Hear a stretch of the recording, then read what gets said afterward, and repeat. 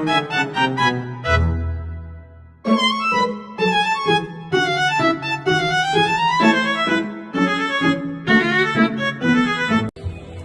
nama saya Muhammad Firdaus, selaku Ketua Kelompok dari kelompok 5B dengan asisten kajian Hasibah. Di sini kami ingin menjelaskan tentang mekanisme pengenalan teodolit. Perkenalkan, nama saya Safitri dari kelompok 5B. Perkenalkan, nama saya Indah Sari Dewi Bergultom, saya dari kelompok 5B. Perkenalkan, nama saya Novia Syawali Rizkina dari kelompok 5B. Perkenalkan, nama saya Fania Natasha dari kelompok 5B. Perkenalkan, saya Gustino Valiananda Putri dari kelompok 5B. Perkenalkan, nama saya Eka Nanda Agustin dari kelompok 5B. Perkenalkan, nama saya Muhammad Nabil dari kelompok 5B. Perkenalkan, nama saya Aldo Febrian dari kelompok 5B. Perkenalkan, nama saya Tina Sari dari kelompok 5B. Perkenalkan, nama saya Muhammad Rahim Firdaus dari kelompok 5B. Halo, perkenalkan, nama saya Muhammad Jahari, saya dari kelompok 5B. Perkenalkan, nama saya Miftah Rahman dari kelompok 5B. Pertama-tama kita mulai dari cara penyiapan alat teodolit. Cara penyiapan alat teodolit yang pertama, kendurkan pengunci kaki tripod. Lalu atur tinggi tripod setinggi dada dan kencangkan kembali pengunci kaki tripod. Lalu susun kaki tripod membentuk segitiga sama sisi dan tekan pedal kaki tripod agar menancap kuat di tanah. Lalu sesuaikan tinggi tripod hingga plat tribar dalam posisi mendatar. Letakkan teodolit di atas plat tribar dan kencangkan skrup pengunci teodolit. Kemudian atur nivou kotak dengan memutar skrup pendatar hingga sumbu vertikalnya tegak. Atur nivou tabung dengan skrup pendatar hingga sumbu horizontal mendatar. Lalu pusatkan alat tepat di atas titik ikat dengan menggeser teodolit melalui lensa mikrometer. Kemudian pasang 6 baterai di tempat baterai yang ada dan nyalakan teodolit dengan menekan tombol power.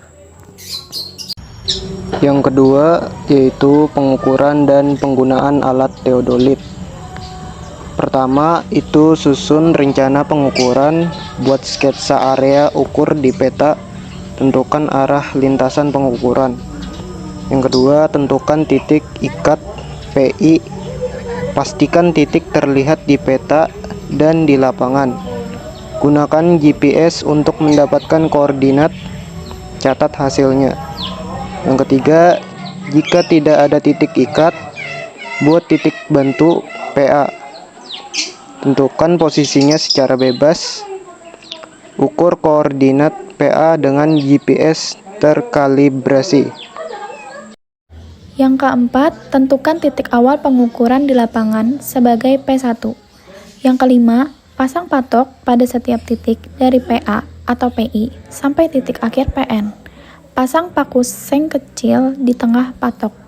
Yang keenam, pasang tripod setinggi dada, pastikan posisi datar. Arahkan unting-unting tepat di atas paku seng. Lalu kencangkan dan injak kaki tripod. Selanjutnya, dari titik P1, bidik arah PI atau PA dengan kompas. Dapatkan nilai back azimut dan catat arahnya. Kemudian siapkan rambu ukur dan unting-unting di titik PA atau PI dan di titik P2. Kemudian letakkan teodolit di atas tripod. Atur posisi agar tepat di atas titik PI. Gunakan unting-unting untuk lensa centering sebagai acuan. Langkah selanjutnya yaitu ratakan teodolit. Atur 2 gelembung nivou hingga berada di tengah dan kemudian alat siap digunakan. Lalu kita melakukan pengukuran tinggi alat teodolit. Ukur dari permukaan tanah hingga ke sumbu teropong dan kemudian catat nilainya ke dalam talisit.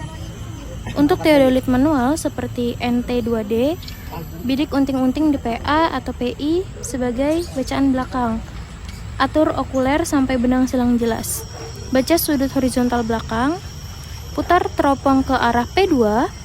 Baca sudut horizontal muka. Hitung sudut ukur dari selisih bacaan. Untuk teodolit digital seperti ET101, nyalakan alat setelah tinggi alat diukur. Bidik unting-unting di PA atau PI, Atur okuler hingga benang silang jelas dan berimpit. Tekan tombol reset, putar teropong ke arah P2 hingga berimpit. Tekan tombol hold, sudut horizontal akan langsung terbaca. Lalu tekan tombol reset pada layar, tekan tombol RL, putar teropong ke kiri menuju unting-unting di PA atau P1, lalu dapatkan ulang bacaan sudut horizontal H. Setelah pengukuran sudut horizontal selesai, ganti unting-unting di PA atau PI dan P2 dengan rambu ukur. Kemudian, letakkan rambu di depan atau belakang patok. Jangan di atas patok, arahkan ke PA atau PI lebih dahulu. Atur tinggi rambu agar benang tengah sejajar dengan tinggi alat TA. Bidik hingga benang silang tepat di tengah rambu. Pastikan rambu berdiri tegak, baca sudut vertikal V, dan 3 benang stadia yaitu BA, BT, dan BB. Nilai BT berada di tengah antara BA dan BB. Jangan mengubah posisi teropong saat membaca sudut dan rambu. Ulangi langkah yang sama untuk rambu di titik P2. Setelah itu, pengukuran di titik P1 selesai dan dilanjutkan ke titik P2 untuk membidik P1 dan P3. Jika teodolit tidak memiliki kompas busol, gunakan kompas tangan. Ukur azimut satu ruas poligon sebagai acuan. Ruas lain tidak perlu diukur. Ke-18. Jika teodolit memiliki busol, buka busol saat membidik arah PA atau P1. Bacaan arah langsung menunjukkan azimut kompas. Tangan tidak diperlukan. Setelah selesai di P1, pindahkan teodolit ke P2. Ulangi seluruh prosedur hingga kembali ke titik awal. Untuk teodolit manual, jaga arah bidikan tetap konsisten dari titik belakang ke titik depan dengan putaran searah jarum jam. Selisih sudut menjadi sudut dalam atau luar. Untuk teodolit digital, arah bidikan lebih fleksibel dan bacaan sudut dapat diulang untuk mendapatkan nilai rata-rata. Di sini ada pembacaan sudut horizontal, horizontal angle atau H, seperti pada poin M di muka, sudut vertikal atau vertical angle atau V, atau nama lainnya adalah sudut zenith Z. Dengan sudut Z berbeda dengan sudut miring healing, di mana sudut healing adalah sudut yang dibentuk oleh garis bidik teropong dengan bidang horizontal. Besarnya sudut tersebut dapat dihitung dari pembacaan sudut vertikal teropong V. Sudut yang diperoleh merupakan sudut zenith, sudut vertikal. Sehingga untuk memperoleh sudut miring adalah 90 derajat dikurang Z. Bisa dengan dalam kurung 90 derajat dikurang Z. Bila healing bernilai negatif, menunjukkan teropong mengarah ke titik ukur yang lebih rendah atau menurun atau sebaliknya.